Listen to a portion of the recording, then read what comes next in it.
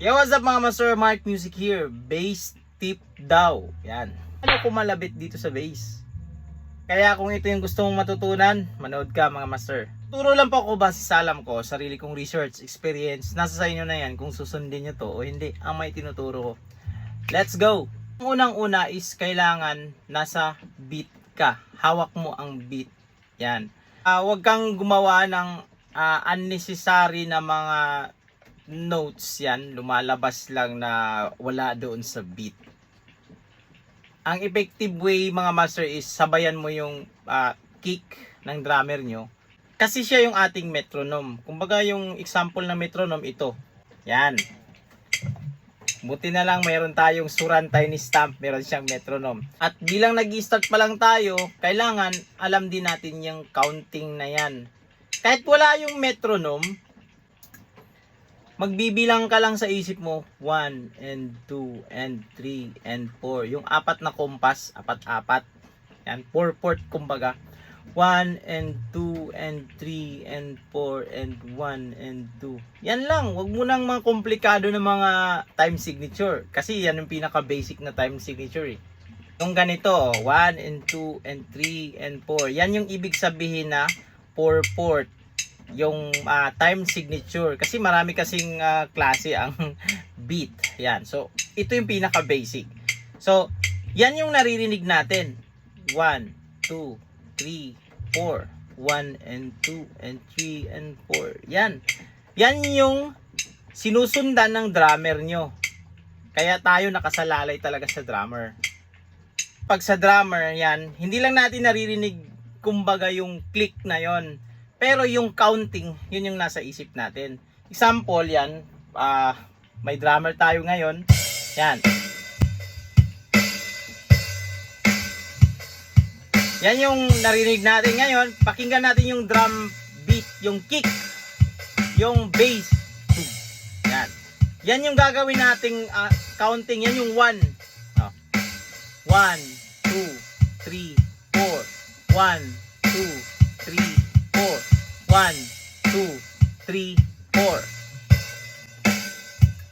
Yun yung ibig kong sabihin na kahit wala yung click na papakinggan mo or nasusundan mo yung count na yun, yung compass, yung tinatawag na time signature. Yan. Kahit drum set yung pinapakinggan mo, pero meron niyang counting.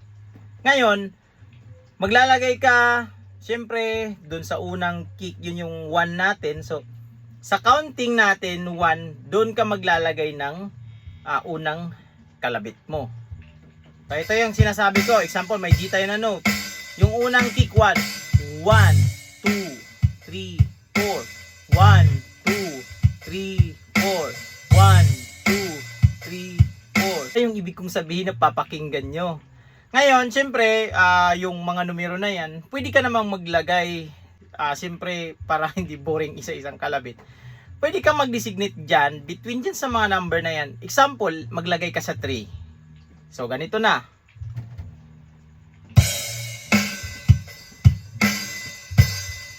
Pakinggan mo mga sir. 1, 2, 3, 4. 1, 2, 3, 4. 1, 2, 3, 4. Hit nga yung sa and na yan. 1 and 2 and 3. Yan. Pwede kang maglagay dyan. Example, maglagay tayo ng kalabit dyan sa panghuli. Yung and bago mag 1. Yung 1 kalabit and 2 and 3 kalabit and 4 and. Yan yung panghuli. Parang ganito siya.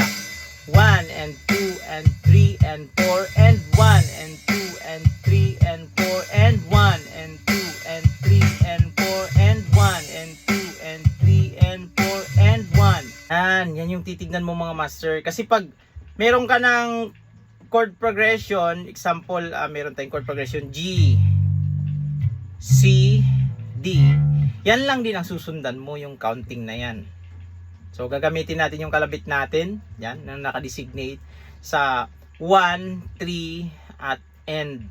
Tapos, 1, 3, end. Ayan. So, ito yun. Pag meron na siyang chord progression, example, meron tayong G, C, D. So, ito na yung ibig kong sabihin mga master. 1, 1 and 2 and 3 and 4 and 1 and 2 and 3 and 4 and 1 and 2 and 3 and 4 and 1 and 2 and 3 and 4 and 1 and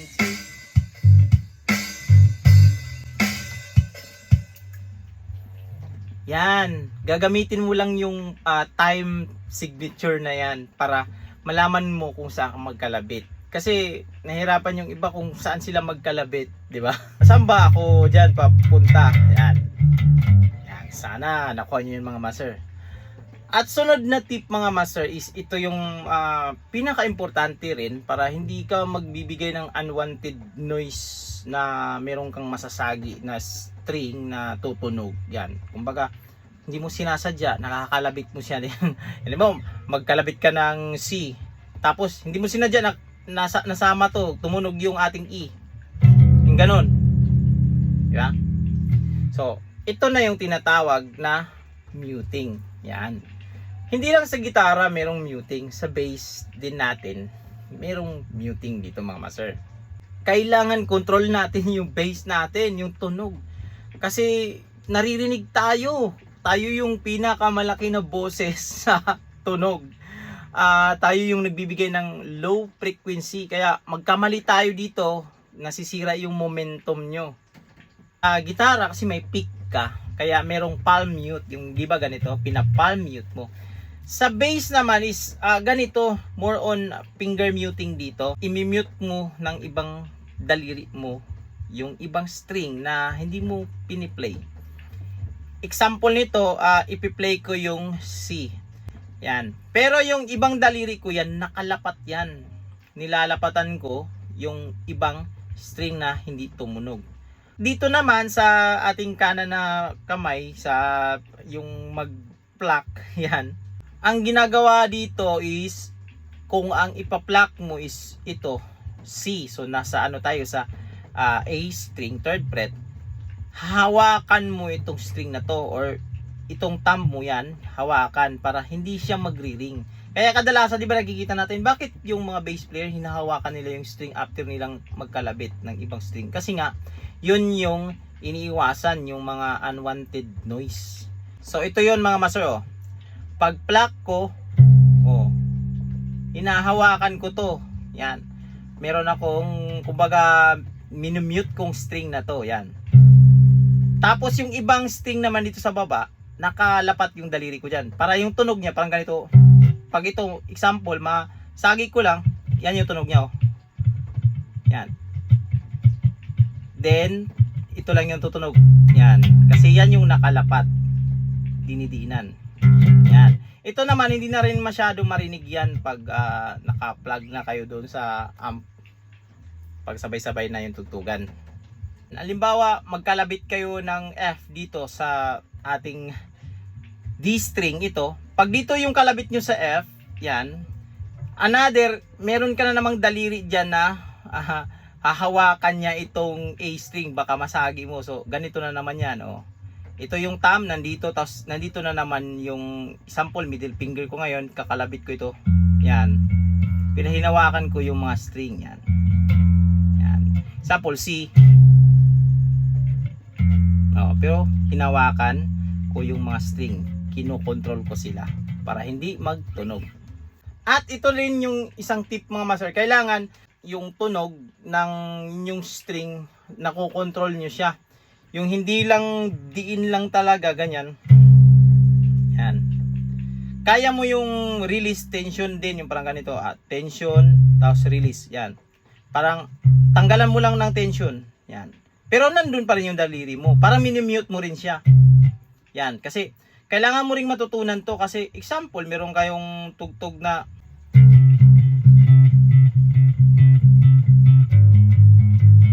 iba kailangan ng release dyan, tension. Hindi lang yung nakadiin, kasi pag nakadiin, ringing siya, parang ito.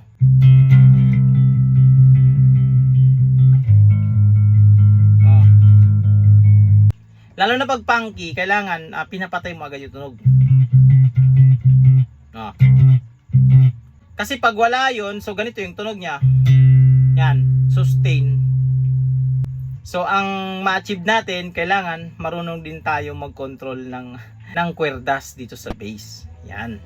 So hanggang dito lang mga master, huwag itong kalimutang i-share sa mga kaibigan nyo na mahilig din sa gitara at gustong tuklasin ang bass. At isingit ko lang itong Suran mga master kasi maraming nagtatanong sa akin ito, bakit ginamit ko siya sa bass. Actually si Suran mga master is, meron siyang 99 presets. Pwede siya sa electric guitar, acoustic guitar at bass. Yan. At nilagay ko na sa comment section yung link mga master para marekta na kayo sa kanilang legit na shop. So hanggang dito lang sa video natin na to mga master. This is Mark Music. God bless you all. Peace out.